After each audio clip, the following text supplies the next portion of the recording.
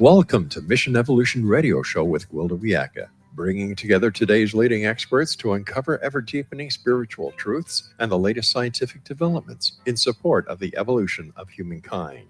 For more information on Mission Evolution Radio with Gwilda Wiyaka, visit www.missionevolution.org. And now, here's the host of Mission Evolution, Miss Gwilda Wiyaka.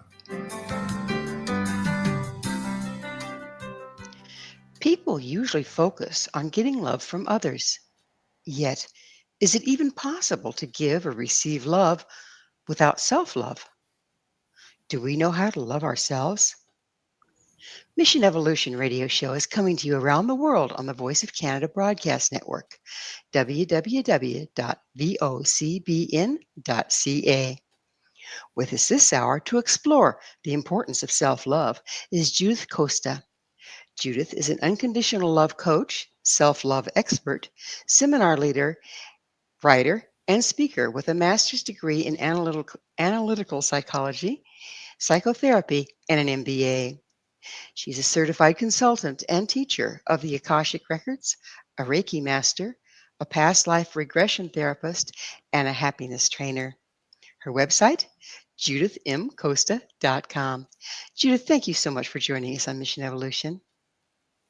Oh, thank you for having me. I'm so excited to be with you today talking about this important topic. It is an important topic. So, when did you first recognize the importance of self-love? Well, really, I didn't know that my problem was that I didn't love myself. I didn't have any idea that other issues, physical issues, emotional issues, problems in relationships were coming from the lack of love for myself. We are not educated into this at all, not in the school and not at home. And it was much later when I became a certified coach and I started doing all my spiritual growth and all of this that I was able to put a name into what was happening. Life puts you in a corner sometimes and you have to resolve certain things. And I always have been good at self-coaching. And then I started looking for answers, and the answer was that I needed to love myself more. Mm. So we're all on the same page. What is self-love? Self-love is a very big concept, but to make it simple, I will say that to love yourself means to become your best friend. Self-love includes things like learning how to set up boundaries in relationships, being honest with yourself, appreciating who you are, knowing your worth, stopping judging yourself, having fun, and understanding who you are, really going deeper into knowing yourself and spending time with you alone, doing things that you like, and also taking care of yourself. A lot of people equal self-love with self-care, but it's just a little part of it. Of course, we have to take care of ourselves, but this is a much bigger concept that includes so many things, and not all of us have problems in the same areas. For some people, it's very complicated to, for example, forgive themselves for what they thought were mistakes that they made in their lives. For others, it's complicated, express their needs and desires and really find their own voice. Other people tend to self-sacrifice and they put themselves last and never first. Then it's really complicated. But one thing that I have noticed, maybe because I'm very analytical, very mental, and I tend to attract clients that are similar to me, is that we tend to be very bad with ourselves. We tend to judge ourselves. We really follow this inner critic that we have. We put ourselves down. We tell things to ourselves that we will never tell anyone else. We do. We speak to ourselves in such a way that somebody else had hit us over the head with something. Judith, do we come with self-love and then lose it along the way, or is it something that has to be learned? No, it's exactly as you described. when a baby arrives here to Earth, it has a very clear idea of what does it mean to love herself or himself, to be the center of the universe. We come with it. We don't understand duality. We are just one with the universe. And slowly, from 0 to 7, more or less, we start being socialized. We learn to communicate with others. And remember that we are here to belong. We want to be loved no matter what. And then with this idea, when we start having relationships, mostly with our parents, but also in the school, with our friends, but since a very young age, we receive messages about what love is about. Like, I'm not going to like you, or I'm not going to love you if you behave this way. You are a bad girl. I don't Right. like you when you do that. That's And then, typical parenting method in this day and age. I personally, I'd rather have a good old fashioned beating than have my self esteem trashed like that. And yeah, but it's so we common. are unaware. The problem is like you don't know what is happening. You just every message of any authority figure becomes the truth for you, and this is installed in the software of your brain. And everything that you have learned, most of the time, indicates that you have to be a different person than who you are, because the way you are is not accepted. And this is the beginning of a big problem that many of us carry for a long, long time. Is it your basic instinct to try to please others and belong? Is that a survival instinct? Yes, it is, because there is a part of our brain when we were living in cave and we depend on the tribe. We need to live in community because there was no food unless there was a group of people against an animal. We didn't have the weapons and all of this. The team effort, the teamwork was necessary for survival. Then you couldn't really survive if you were rejected. And there is a part of our brain that still remembers that thing. Well, it's still true in certain ways, isn't it? It is. That's the reason why we are born in a family, because, I mean, we are here really to learn how to love and how to be loved. And we choose certain experiences, certain people that will become our teachers, and we will be the teachers of other people. But that's the main reason, in my opinion, why we are here. Then imagine how important it is to understand from a young age that you have all the permission to be loving with yourself, that you can put yourself first because you're not going to be selfish. You are going to have more love to give it to others. And what we learn is the opposite through religious beliefs, through the indoctrination in general, our upbringing, whatever it is, we learn it, but that's more or less the message. So, what's the difference between self-love and self-absorption? I mean, we've all seen people that are so self-absorbed they don't consider other at all. Well, that's the difference. You just described it very well. A person that loves herself, it's easy to be with. It has a magnetic attraction. Other people don't understand what it is, but they want to be with this person, to hang out with her. Because when you know yourself, when you know that you are the source of your own love, you are not needy. You don't want to fix others. You don't want to change others. You are able to be more understanding and kind and compassionate with yourself, and you can apply this to all your relationships, and people notice that. Is Then, it also, I'm sorry, go ahead. no, I was saying that that's the most important difference. The more love you have, because you can create it, the more love you are able to put out there in your relationships. And usually what happens in relationships is that we want the other person to give us the love that we don't have. So if we are in a state where we are loving ourselves. Everything has a frequency. So is the frequency of us being full of self-love drawing in others as well because it feels good to be around love? Yeah, totally true. But sometimes life has weird ways to teach us things. Because I married two people that they had a very clear idea how to love themselves, maybe a little bit too much, but I needed to learn this. Then, even though the relationship not good for me, because I was expecting a different kind of love, it put me in a situation where I had to say, okay, I have to find the love within myself. Finally, I get it. It seems like, if we're looking for love from somebody else, it's never quite a good fit, is it? Because if we're designed to love ourselves, there's no replacing that.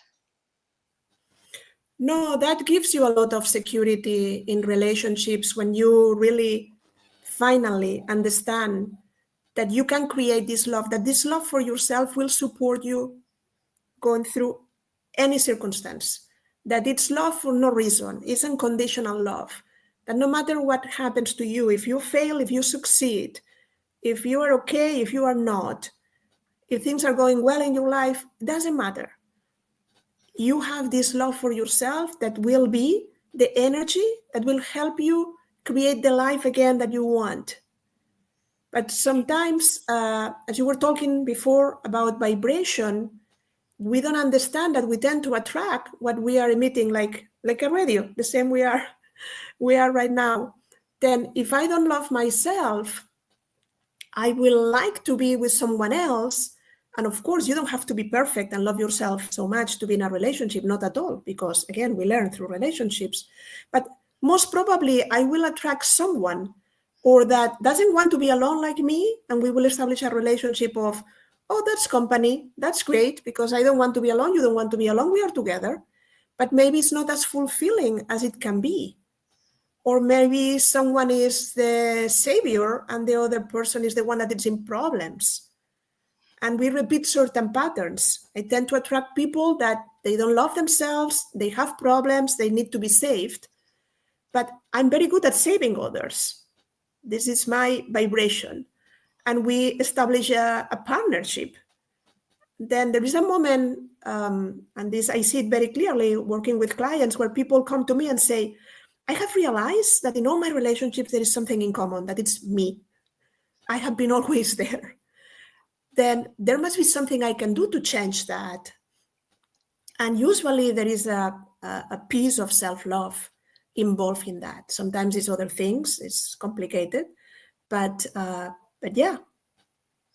So by loving yourself, you're kind of hitting it at ground zero rather than looking to be fulfilled from the outside.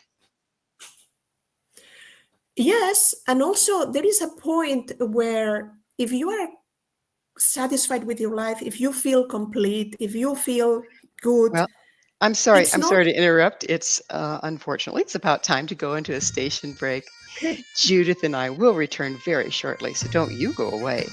This is Mission Evolution, www.missionevolution.org.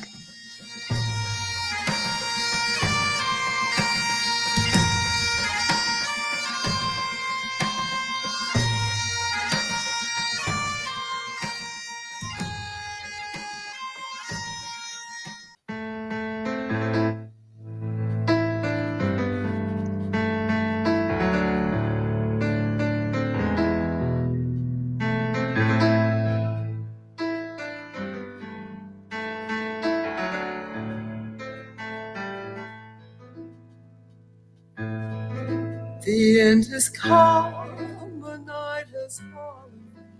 I have reached the end of Do you love yourself? Are you sure? With us this hour discussing self-love is Judith Costa. Her website, judithmcosta.com. Judith, how can one tell if they don't love themselves? What are the signs and symptoms? Usually what happens is that we tend to disconnect from our feelings. We are against ourselves. We feel not good about who we are, and we don't want to feel that. It's a very uncomfortable sensation to be your enemy when the enemy is within. We stop taking care of ourselves physically, emotionally. We want to numb ourselves sometimes. It doesn't matter if it's with drinking or watching TV all the time or just buying things desperately. But we have these kind of behaviors that are not loving towards ourselves. Sometimes we are unable really to put a name on what is happening. Again, self-love is a big concept, and we don't understand. We know something is off, but we don't know exactly what is the name of it. So you feel kind of left-footed all the time, but you don't know what's wrong? Yeah. I mean, you feel not motivated. You prefer to watch Netflix than to do anything that is profitable or that will allow you to learn something new or grow or have fun. It's like you try to numb yourself because you don't like the reality where you are living. But sometimes people are not able to express like, oh, what I have is a problem that I'm not loving myself. They don't know how to really resolve it. They are unable to put a label that says, okay, what I'm doing is not taking care of myself, then I'm going to make a plan to do that.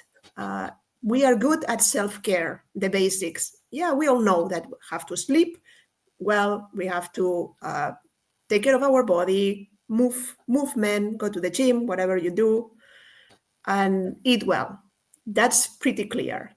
But apart of that, there are a lot of people that are confused. Like what does involve to love myself? How do I resolve this unfulfillment?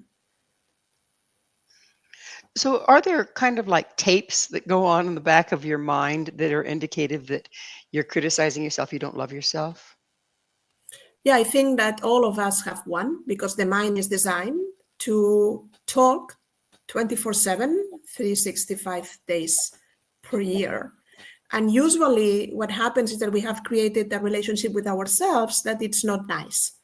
Then we don't have messages in our mind saying, Judith, you are going to make it. You are so great. You were created for greatness. You are magnificent. Good for you. No. Usually this voice, this tape that runs in our head is the opposite. Who do you think you are? You are not good enough. We tend to compare ourselves with others. We feel less than. We judge ourselves very hard. We are not our cheerleader. We disempower ourselves. We look at what is not working, but we don't look at our little baby steps and successes and things that we are doing well. And this is human, but you can change the voice in your head like you change a radio station. You can do the same. If you don't like the music, tune in with something else. Add more love into this conversation. First, you have to be aware because we don't understand that we don't have to believe everything that our head says because it might not be true. It might be something that we learned 30 years ago that our parents told us. But are And we second, conscious? Are we conscious of what we're saying to ourselves a lot of times? yeah, sometimes we are conscious, but I was about to say that sometimes we are totally unconscious.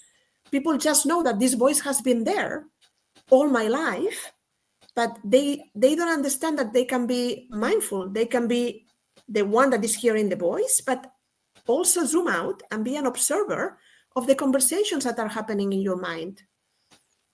I tell my clients, like, write during a week everything that you tell yourself about yourself, and you will discover the real relationship that you have with you. Because there are people that are positive, but most of us, we are very negative. So how can we have a better relationship with ourselves? I will start exactly at that point. First, become aware. See really how you treat yourself. What are the choices that you make? Do you put yourself last? Do you prioritize yourself and your needs? what is your mind telling you about yourself, then there are many things that we can do if we create different categories, no, into acts of self-love related with the body, like nourishing ourselves, some sort of movement, massage, touch, smell, connecting with others, smiling. Like even a shower can be a shower of love instead of just the water running on top of our head. Then So you I would mentioned say mind and a spirit. Go ahead, please. you mentioned that we come loving ourselves, and then it's chiseled away by our conditioning and our socialization. So, is it necessary to what you've been talking about so far is kind of like behavior modification? You change the way you think, you change the way you look at yourself. But do we also need to go back and discover the places that we've been chiseled away at our self-esteem and correct it at that point? Yeah, sometimes we have to do that. But as a coach, I really believe that the answers are within my clients. Then we don't use that as in a therapy process. We go to the past if it's necessary to really understand something. What is the root cause of something? But what we usually do, and it's a very normal behavior for us humans, is we become a victim of our circumstances. Oh, this happened to me, and then I am this way right now because of that event. And Kind of what get I stuck in teach our is, stories. yeah, exactly. We got stuck in the story, we become a victim of the story. Then I empower people to say, okay, from now on, this is your life, you create it, how you want it to be, how it's going to look like. Don't tell me what happened. This is your past, and it should remain in the past. And it's very important, and it affected you, and we have to honor that. But let's start writing a new chapter. Then all of us, and it's well known that we can change and upgrade our brain and create new neural pathways, and the brain is plastic. Then we can teach ourselves a new way of being. Then it's not only really about changing the behavior and having good thoughts about myself. You really need a new mindset. You have to shift certain things. The same way you go to the gym to train your body, you go to the gym to train your mind and to start thinking differently. And this creates feelings, and then to be in coherence, we start acting differently towards ourselves. And it's a combination of these things. Love is a verb. It has to be demonstrated into action. It's not enough to say, oh, I love myself so much. Yeah, how? Show me how you do that. What you do for yourself. So the words just don't get it. You have to change your behavior as well. Yeah. Ah. So how does self-love relate to abundance? Well, totally, because again, the more love you have, the higher is your vibration. And when you are in this state, manifesting happens automatically to you. Sometimes we think that manifesting is going after something, but it's more an alignment. Then when you align, when you become this person that feels that I deserve this, you can receive it. Some of the problems to manifest that we have is like we don't believe that we can have those things that we want. We ask from the lack of those things. But when you love yourself, the idea is different, because you don't feel something is missing. You just opens the door for this to arrive to you. So you're going to draw what you're resonating with, and if you're resonating with self-love, then of course you draw what you need as a person. Is that where we're going with this? Yeah, exactly. It can be financial abundance, more friends, better health. It doesn't matter. Then self-love is really what transforms any area of your life, from the way you organize and the decisions. What are your priorities? How you really go through life, but also in terms of health is the same, because you make different choices. You take care of yourself in a different way. then health becomes more a prevention. You don't have to arrive to crisis. And the same in any other area. You have better relationships because you are more able to listen, to hold the space for others. You are more understanding. You are more compassionate and kinder with others. And all of this reverts in really every area of your life, including the finances and your career and anything you want. So, is it useful to look at what's happening in our lives currently to ascertain where we aren't loving ourselves?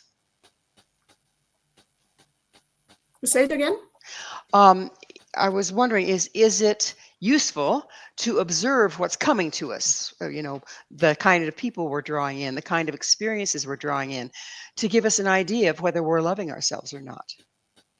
Yeah, it's very useful. But again, you cannot do it, from a place of judging yourself.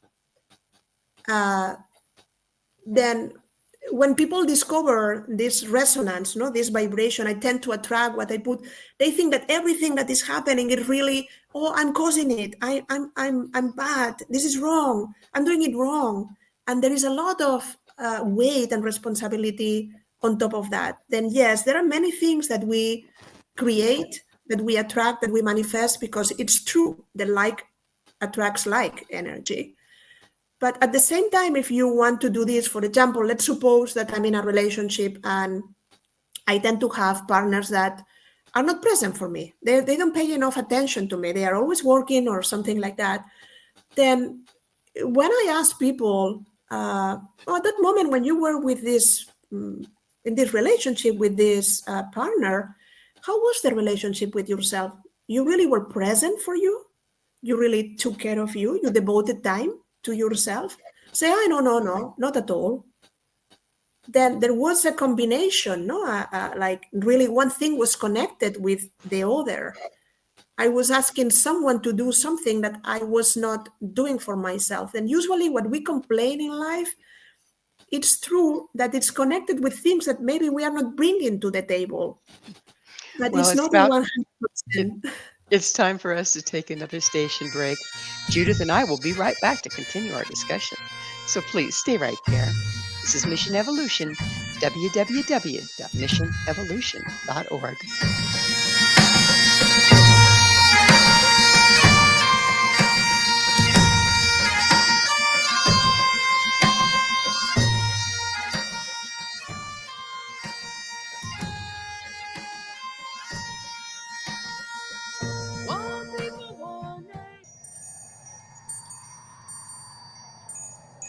I've been broken, shattered, cast to the wind. I am scattered upon the wind. I've been broken, shattered, cast to the wind. I am scattered upon the wind. Who are you, really? This is Mission Evolution, missionevolution.org. With us discussing self-awareness is Judith Costa. Her website, judithmcosta.com. Judith, many of us are identified with our damage and patterns rather than who we really are. How does this interfere with self-love?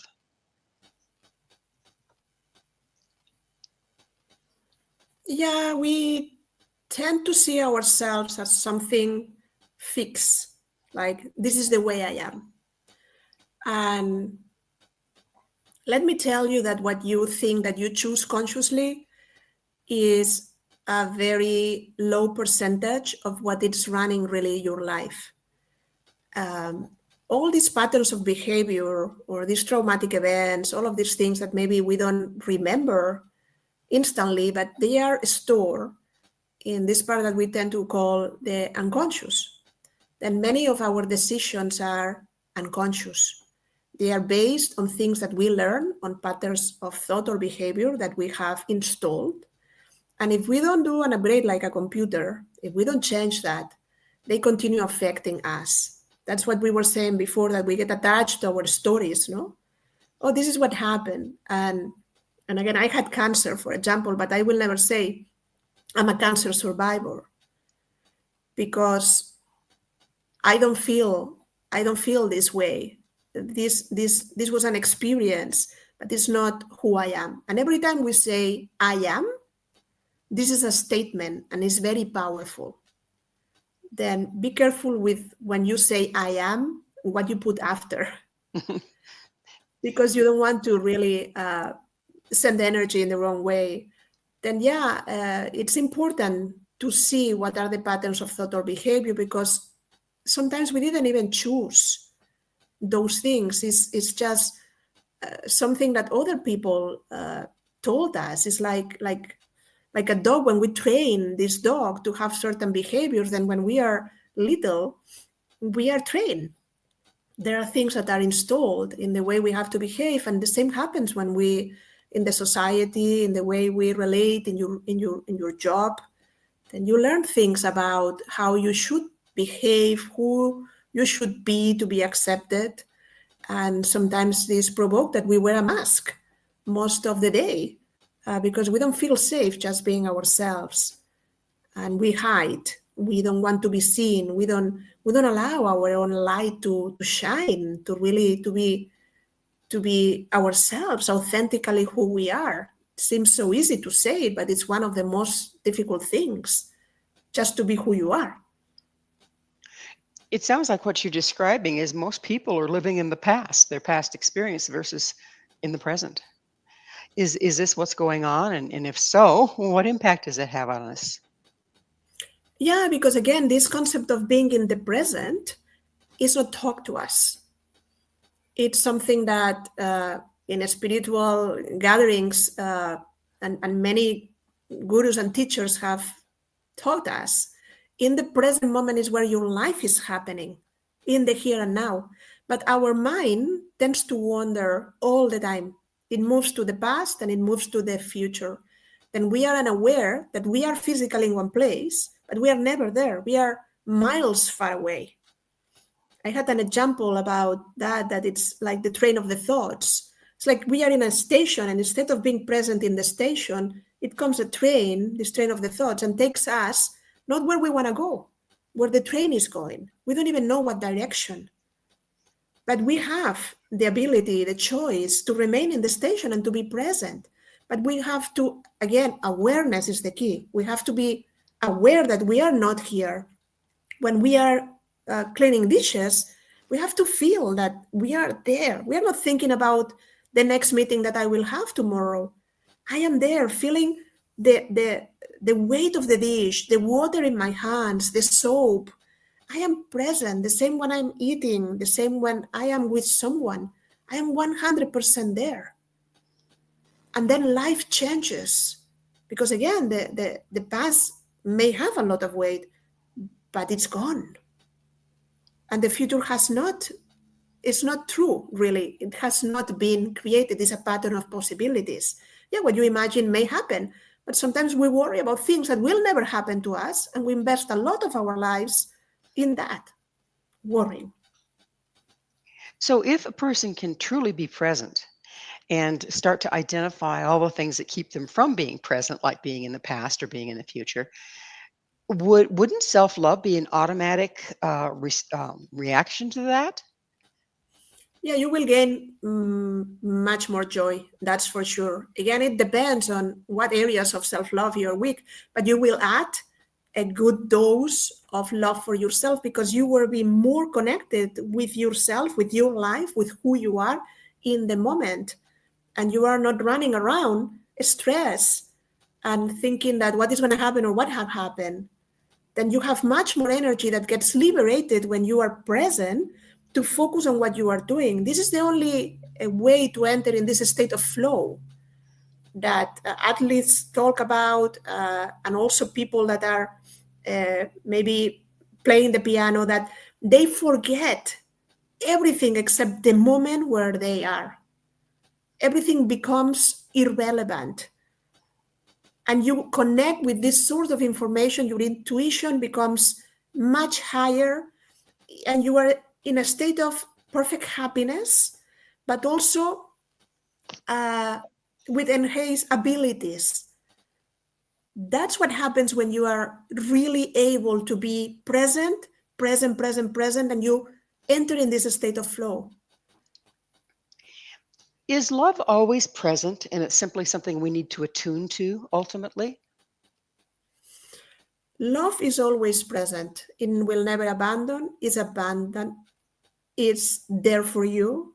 It's waiting for you to tune in with it.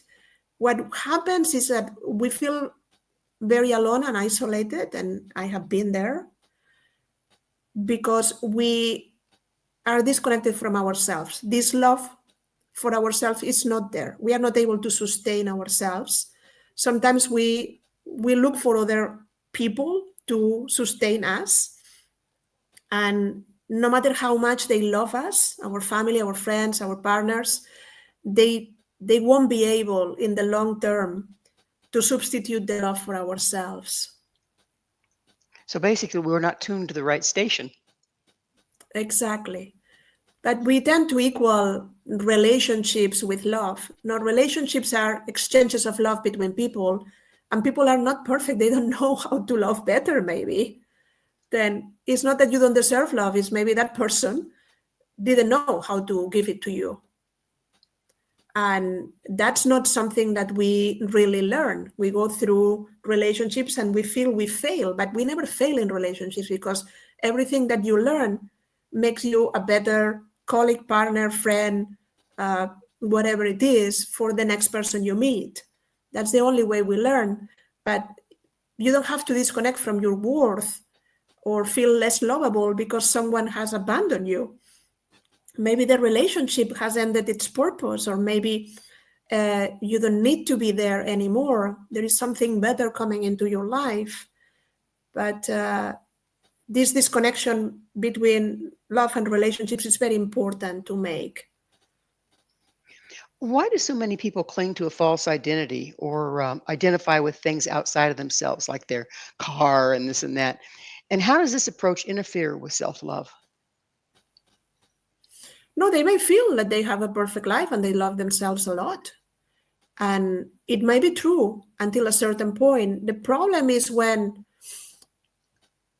let me say, self-esteem is a part of self-love. But self-esteem, for me, it's like I like myself because of certain characteristics. Let's suppose that I'm a model and I have a perfect body, or the greatest hair, or I'm a manager and I have a great salary, a great car, a great house. But what if tomorrow I lose that? What is going to happen? Then self-esteem is just this idea, no, of liking myself because of certain things. But self-love will sustain you when you lose what you love the most, when you get older and you are not as beautiful and people don't admire you, when you maybe lose the job and you don't have all of these things, or maybe you get bankruptcy and all of this wealth is lost. Then who you are, then at that moment is when we really have to realize that we need to connect with the love for ourselves, because you are much more important than anything else. You are worthy because it's your birthright, because you exist. There is nothing you have to do to prove your worth. But again, we are not taught this. We are taught that our worth depends on our accomplishments. And people feel very worthy because they have an idea that they have arrived to a certain level of success. But again, is real success? Is this real love for yourself? Do you have this fulfillment that self-love brings into your life? Or you are just attached to certain external things that gives you a temporary happiness, but not inner joy? And it seems like it's a huge problem living in a society that is so enamored with physical things and riches, that we would identify with those versus who we really are. Yeah, What no, are the it's wonderful to be rich. I mean, don't misunderstand me. Money is not a problem. It's never an issue. The problem is the attachment, when it becomes your identity, as you are saying. And yes, the society that we have created tends to teach you that. Mhm. What are the biggest misconceptions about self-love, and how can we challenge them? Yeah, a lot of people that were born with the idea that they are important, that they are the center, they don't understand. Sometimes when I talk with my husband and I say, no, why you talk about self-love? This is so self-centered, like only narcissists. And say, no, I mean, don't compare, because narcissists are not able to see anyone, nobody else exists except them. They will manipulate and do whatever it is to be the center. What we are talking in terms of self-love is at least love yourself as much as you love others. And many people go through life loving others and not loving themselves. They sacrifice to get love. They stop being who they are to get love. And that's not the way. But the misconception is that loving yourself is selfish, and nothing is truth in this statement, because as I mentioned before, the more love you have, the more love you give. It's like if I have a tree full of apples, I can give you apples. But if I don't have them, how am I going to share them with you? Then we don't have the tree, but we keep giving apples. And there is a moment that giving and giving and giving without replenishing your own tank of love creates this sensation, and when is my turn? You run out of apples. Well, it's time for us to take another station break. Judith and I will continue to explore the hidden powers of self-love. This is Mission Evolution, www.missionevolution.org.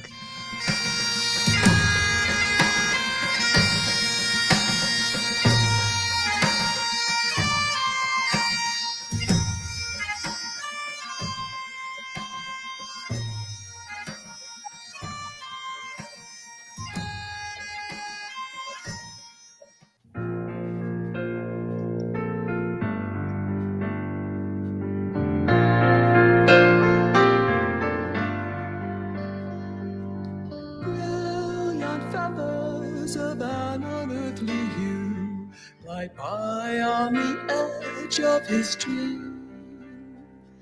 A whisper of touch, an unheard song. When and why do we stop loving ourselves? This is Mission Evolution, missionevolution.org. We're continuing our discussion with Judith Costa. Her website, judithmcosta.com. Judith, what is the connection between self-love and setting healthy boundaries? Because my thought is, from what we've been saying, you don't need to set boundaries if you love yourself enough not to have them violated in the first place. No, sometimes you need boundaries. Even if you love yourself, there are going to be people that don't respect them. People you love, people you want to be in a relationship with. There's a misunderstanding about boundaries, because it sounds like a wall between two people. And boundaries are useful because they are no limits. They are ways of understanding. If I know what is important for you, and you know where I come from, and we arrive to a certain agreement, I'm not going to trigger you. You're not going to get angry with me, because there's going to be a certain level of respect, because these are the rules of the game in our relationship. Sometimes relationship works so well that we don't need to have these conversations. We don't need to establish that. But sometimes even with our children, things don't go as well. And we have to say, this is unacceptable. And we put a boundary, but the boundary is not like a wall that it's there forever. It's more a virtual line that can move. And we have to constantly kind of rethink, review our boundaries with others. But there are people that they might be totally different, that we may, meet in a retreat. And they come from a different background, even from a different culture, where things that for them are normal are not so much for us, and vice versa. Then it's important to really not be afraid of saying what you need in a relationship, and to learn how to set up boundaries, because then relationships work better. But setting up a boundary is not only saying no. If you end up in a relationship where somebody else's boundaries are so stringent because everything everything around them triggers them, and so you suddenly find yourself violating your own space to not violate their boundaries. How can that be addressed? Maybe there is no way of addressing if it's at such a high level as you are talking about.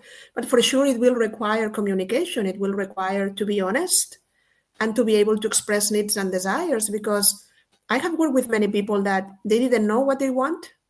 They didn't know how to say it. And even is when they knew what they wanted, they were unable, because maybe their society or their parents always say, no, you cannot say that. Like maybe elders go first, or women don't behave this way.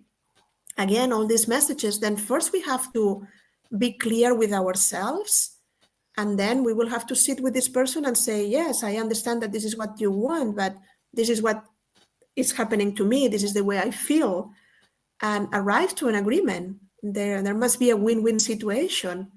But again, boundaries are not like, oh, you have to behave this way and this way and this way, and that's it. No, our boundaries can be different with different people.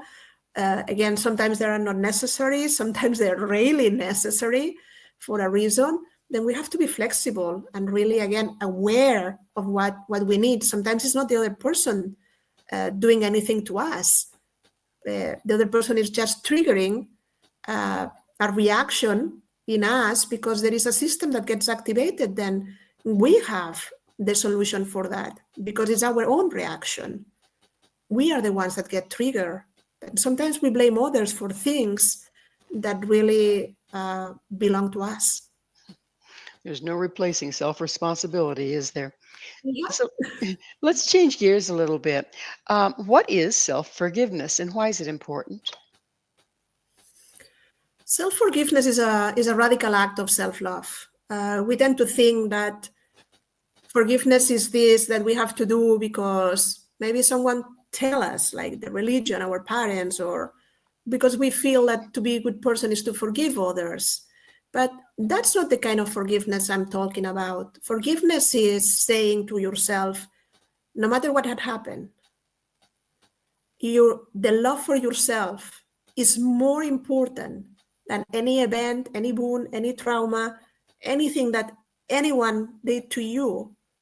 Then you decide to set yourself free from this event or anything that happened to you, to set yourself free and move forward with your life. You are not condoning what happened, forgetting it. It, again, belongs to your story. But when you are decided that you matter, you are more important than anything else. And for this reason, you disconnect from this energy and you continue living your life in a different way, where you are not a victim, as we were saying before, of this event or relationship or wound or whatever you suffered. So does the lack of self-forgiveness once again lock us in our past? Totally. Because if you cannot let it go, you continue vibrationally living in the same situation. That's for sure. But also, a lot of things that happen with self-love is that we practice things that then we have to apply with others. The more you learn how to forgive yourself, the more forgiving you can be with others. Then you really carry less weight. We have like we carry huge baggage from things that had happened with others. Maybe important things, but we have to learn how to let it go. Because how are we going to be in the present if we are constantly thinking in something that happened in the past? How can we forgive others if we can't forgive ourselves? Is that a problem there? Yeah, because it's more or less the same, but sometimes it's easier for us, and I have seen it again and again in workshops, that people tend to be more forgiving with others than with themselves. We tend to be harder with ourselves. Like, but I shouldn't do that. Yeah, but you did it. And so what? We think that this black thing that we see in our story, like, yes, this big mistake that transformed my life. But what about the blessings that are coming? What about the unexpected, the miracles that can enter in your life tomorrow? Are you open to really see your life in a different way and open up the doors and your heart to allow love to enter in your life, to transform your life, to see yourself in a different way? And sometimes we don't make this choice. We continue living in the energy of this is what happened, and I'm the result of this divorce or this illness or this unfortunate success, or that I have lost my money, whatever it is. And we get stuck there. So, what is the transformative power of self-forgiveness? What I mentioned is total freedom, but with capital letters. Like when you let go of something, you can move forward with your life. Means that at a certain level, you are taking all of this energy of this important event that it's so big for you, that happened to you, that you cannot forgive. And you are releasing it into the universe, and the universe can recycle this energy.